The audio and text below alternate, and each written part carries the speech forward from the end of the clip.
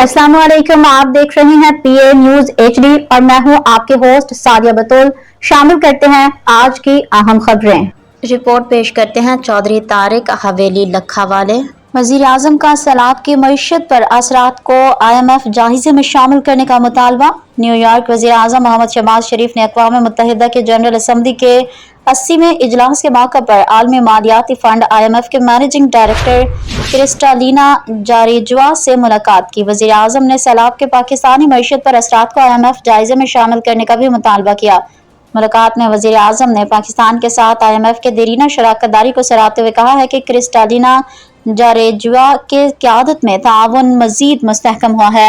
उन्होंने माली साल 2024 में $3 बिलियन के स्टैंड बाय अरेंजमेंट बाद 7 बिलियन की तोसी फंड सहूलत EFF और $1.4 बिलियन की resilience and sustainability fund RSF के बर वक्त इंतजाम पर IMF का शुक्रिया अदा किया है। वजीर आजम ने कहा कि पुख्ता अज़म के साथ जाने वाली पायदार इस्लाहात की बदौलत पाकिस्तान के मईशत इस्तेहकाम के मुस्बत आसार दिखा रही है और अब बहाली की तरफ बढ़ रही है।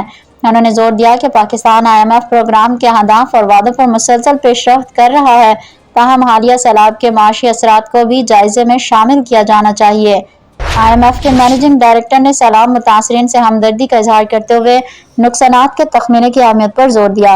उन्होंने वज़ीर आज़म के मजबूत मैक्रो इकनॉमिक पॉलिसियों पर अमल दरामद के अज़म को सराहा और यकीन दहानी कराई कि IMF पाकिस्तान के तवील मुद्दती पायदार इक़्तिसादी तरक्की के लिए इस्लाहाती इक़दामात में मुसलसल ताउन करेगा। न्यूज स्टूडियो से अब तक के लिए इतना ही। मजीद खबरों और अपडेट्स के लिए देखते रहिए PA न्यूज HD।